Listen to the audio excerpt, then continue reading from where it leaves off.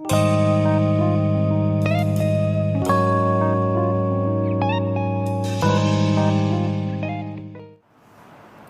Morning student, class 10th exercise 6.4 त्रिभुज के क्षेत्रफल से संबंधित क्वेश्चन आपको बताए गए थे। 2 क्वेश्चन हुआ था, तीसरा क्वेश्चन आपको दिया गया है।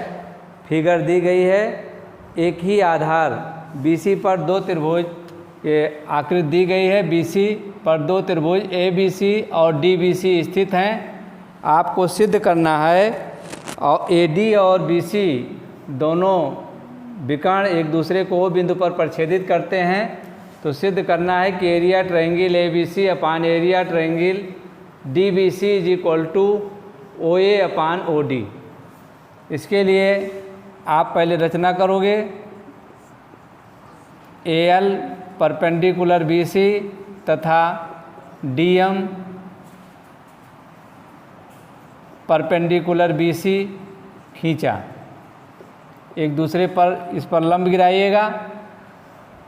इसके बाद आप उपपत्ति, अब हम त्रिभुज ALO और त्रिभुज DOM और ALO या AOL ले लिया जाएगा। अब इसमें देखिए ये एंगल और ये एंगल 90 डिग्री का है। Angle ALO is equal to angle DMO, इसमें इस 90 degree. Angle AOL is equal to angle DOM शीर्षाभिमुख कोण से। ये दोनों रेखाओं के प्रतिच्छेदन से बने कोण सम्मुख कोण समान होंगे शीर्षाभिमुख कोण से।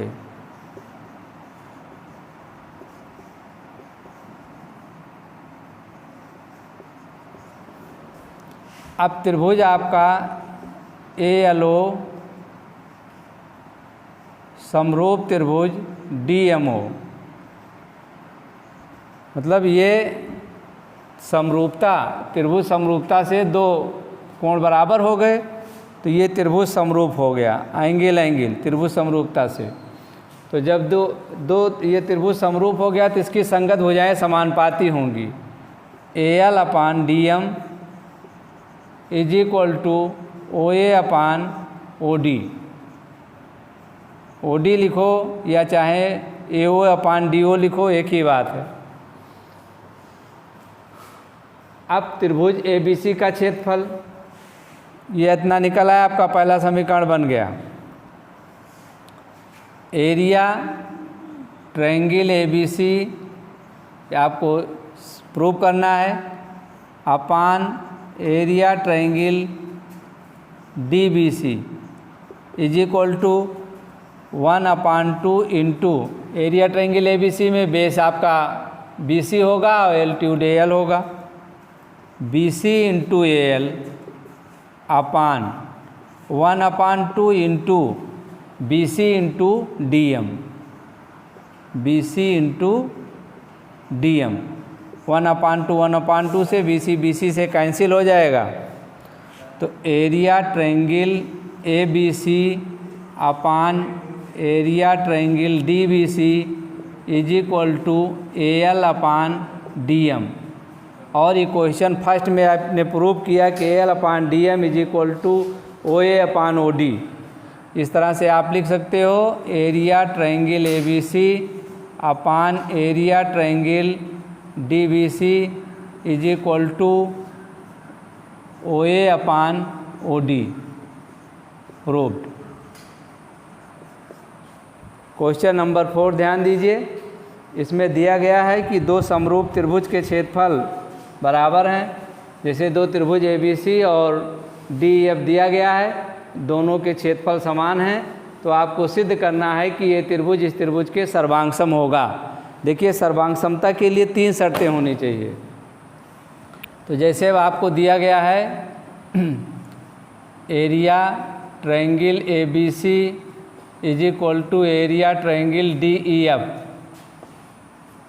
तो area triangle ABC upon area triangle DEF। देखिए जब ये इसके क्षेत्रफल बराबर हैं तो ये संगत भुजाएं समानुपाती होंगी, BC square upon EF square. तो अब इसकी जगह पर दोनों area triangle ABC upon area triangle ABC is equal to BC square upon EF square. ये इससे कैंसिल हो जाएगा, 1 आ गया, तो 1/1 BC square is equal to EF square और BC is equal to EF। संगत भुजाएं इक्वल हो गई आपकी, और एंगल त्रिभुज ABC और त्रिभुज DEF में angle ABC is equal to angle DEF, यह कोण इस कोण के बराबर होगा त्रिभुज समरूपता से।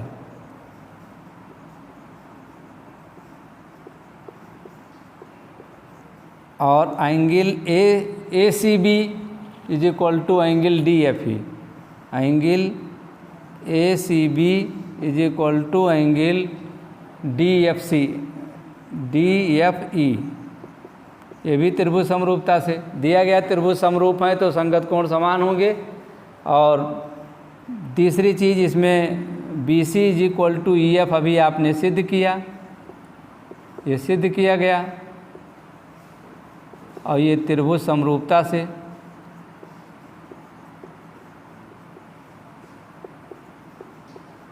इसलिए त्रिभुज ABC सर्वांगसम त्रिभुज DEF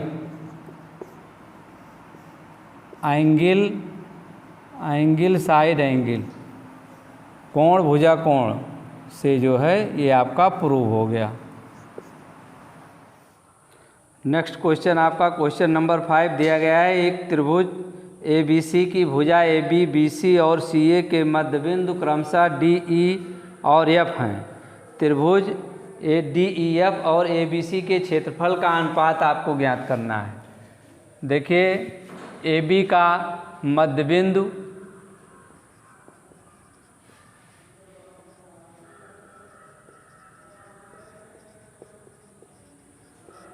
D तथा AC का मध्यबिंदु F है।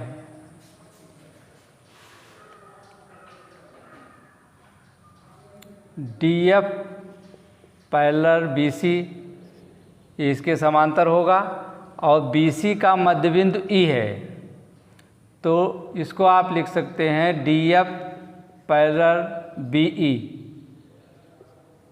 ये इसके भी समांतर होगा, दिया गया। इसी प्रकार BC का मध्यबिंदु E और AB का मध्यबिंदु D है, तो AB का मध्यबिंदु D तथा BC का मध्यबिंदु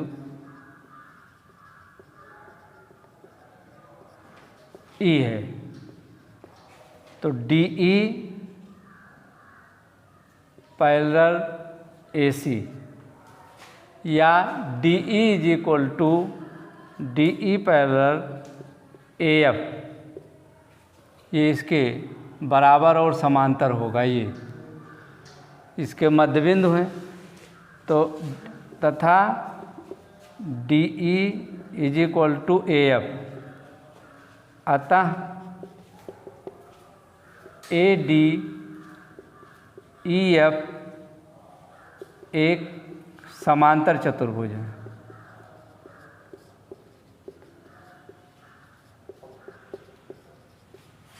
और जैसे यहाँ पर DF इज इक्वल टू ये दिया गया है, तो इसमें भी आप यहाँ लिख सकते हैं तथा DF is equal to BE, चूँकि ये दोनों भुजाएं समांतर और बराबर हैं तो ये समांतर चतुर्भुज होगा।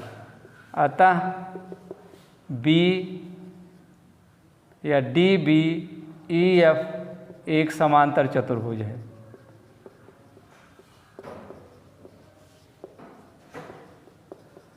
और इसकी भुजाएं भी इसकी आधी होंगी, जैसे D F is equal to half B C, या आप इसको D is equal to half A C लिख सकते हो। तो अब जैसे आपने पहले लिया त्रिभुज, अब हम लेंगे त्रिभुज ए बी सी और त्रिभुज डी ई एफ।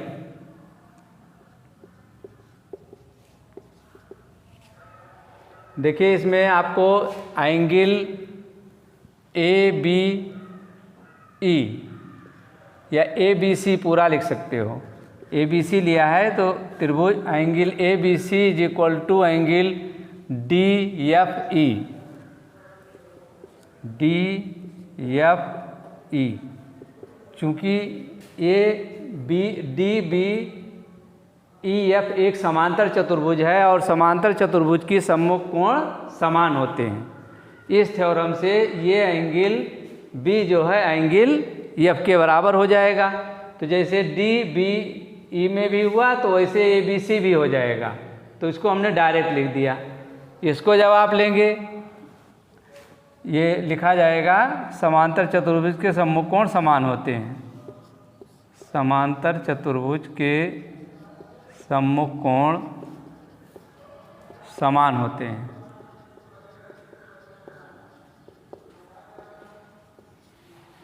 और इसको जब लीजिएगा त्रिभुज एबीसी में ही एंगल बी ए सी का मतलब डी ए एफ, जैसे ये ले लो angle B A C is equal to angle D E F. ये समांतर चतुर्भुज ए डी ई एफ में angle A is equal to angle E के। तो जब आप त्रिभुज ए बी सी लोगे तो angle B A C is equal to angle D E F. ये भी समांतर चतुर्भुज सम्मुख कोण से हो जाएगा। ये त्रिभुज जो है आपका ये कोण इस कोण के बराबर हो गया, ये कोण इस कोण के बराबर और ये कोण इस कोण के बराबर। इस त्रिभुज के दो कोण दूसरे त्रिभुज के कोण के बराबर हो गए। इसलिए त्रिभुज ए बी सी समरूप त्रिभुज डी ई एफ। जब ये त्रिभुज समरूप हो गया तो समरूपता से इसके संगत भुजाएं जो दी गई हैं, इससे आप दिया गया इसमें आपको कि area triangle D F upon area triangle A B C. तो इसकी साइड लिख दी जाएगी, जैसे area triangle D E F upon area triangle A B C. अब जैसे इसकी ये साइड आपकी डी एफ है, डी एफ स्क्वायर, चूँकि त्रिभुज का क्षेत्रफल समरूप त्रिभुज का क्षेत्रफल उनकी संगत भुजाओं के वर्गों के बराबर होता है।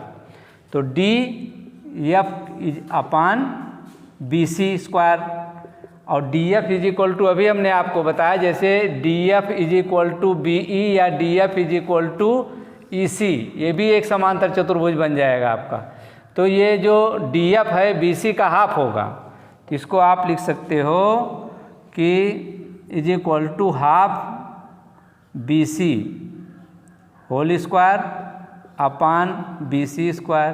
तो 1/4 हो जाएगा B C square into B C square. B C square से कट जाएगा, इज इक्वल टू 1/4 1:4। ये आंसर आ जाएगा। त्रिभुज ए डी एफ का क्षेत्रफल ए बी सी के क्षेत्रफल का चौथाई होगा। समांतर चतुर्भुज से भी आप निकाल सकते हो, ऐसे भी निकाल सकते हो। इसके बाद नेक्स्ट क्वेश्चन आपका क्वेश्चन नंबर 6, सिद्ध कीजिए कि दो समरूप त्रिभुजों के क्षेत्रफलों का अनुपात उनकी संगत माध्यिकाओं का वर्ग होता है। अब जैसे इसमें दिया गया है ये त्रिभुज ए बी सी और P Q R, A D और पी एम, तो सिद्ध करना है आपको, ये दिया गया है। इसके लिए उपपत्ति लेंगे त्रिभुज ABC समरूप त्रिभुज PQR। जब ये त्रिभुज समरूप होगा तो उसके संगत कोण समान होंगे। Angle ABC is equal to angle PQR या angle ABD is equal to angle PQM। और संगत भुजाएं आपकी जो दी गई हैं, ये कोण इसके बराबर हो गया, ये कोण इसके बराबर हो जाएगा। एंगल A और इसकी संगत भुजाओं को समानुपाती कर देंगे। जैसे area triangle ABC upon area triangle PQR is equal to AB square upon PQ square is equal to BD square BC square upon QR square दिया गया है। तो AB is equal to AB square upon PQ square is equal to half BC square upon half QR square is equal to AB square upon PQ square is equal to BD square upon QM square. तो इसलिए त्रिभुज ABD समरूप त्रिभुज PQM के, इसलिए area triangle ABC upon area triangle PQR is equal to, जब ये त्रिभुज समरूप हो जाएगा तो ये संगत भुजाएं, इसकी माध्यिकाएं समानुपाती होंगी। अतः AD square upon PM square. और खींचना चाहो तो और भी इसको थोड़ा बढ़ा सकते हो। ठीक।